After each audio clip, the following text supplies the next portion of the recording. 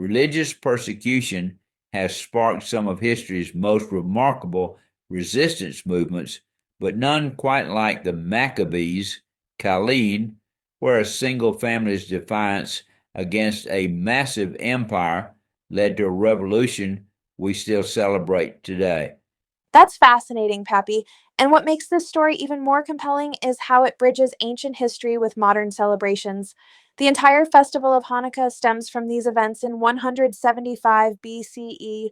Well, it all started when Antiochus IV Epiphanes launched what you might call a cultural genocide.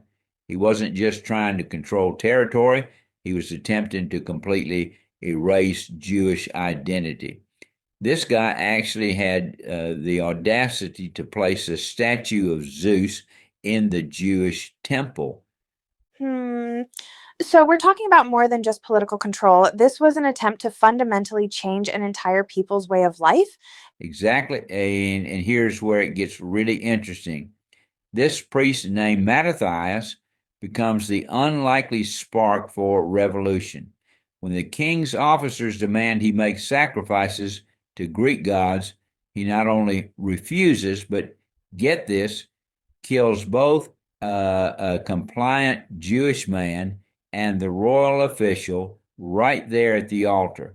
Oh, wow, that's intense. What happened after such a dramatic public statement? Well, he and his 5 sons flee to the hills, and that's where the real story begins. His son Judas, nicknamed the Hammer, Maccabeus, takes charge after Mattathias dies and starts implementing these brilliant guerrilla warfare tactics against the Seleucid army. What's fascinating is how they managed to win against such overwhelming odds. The historical records show the Seleucid army often outnumbered them 10 to 1. Right? And that's where Judas's military genius comes in. They used the terrain to their advantage, attacked at night, and employed hit and run tactics that completely frustrated the larger Seleucid forces. Their biggest victory was retaking the temple in Jerusalem. And that's where the 8 days of Hanukkah come from, right? The rededication of the temple. Exactly. But here's where the story takes an interesting turn.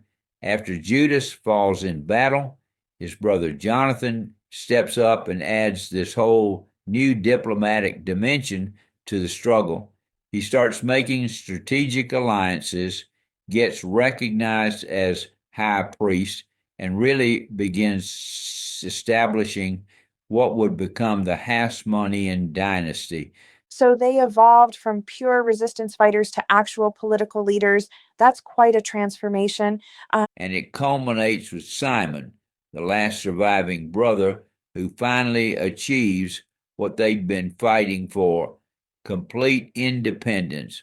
Under his leadership, the Jews gained both religious freedom and political autonomy. They even started dating their documents with year one of Simon, high priest and leader of the Jews. That must have been such a powerful moment of validation after years of struggle, though it's tragic that he was eventually murdered too. You know what's really striking about this whole story? It shows how resistance movements often require both spiritual conviction and practical action. These people weren't just praying for delivery, they were actively fighting while maintaining their faith that they were doing God's will. And that's really the heart of it, isn't it? The balance between standing up for your beliefs and taking concrete steps to defend them. Exactly. And while the Hasmonean dynasty they established eventually fell, the impact of their resistance echoes through history.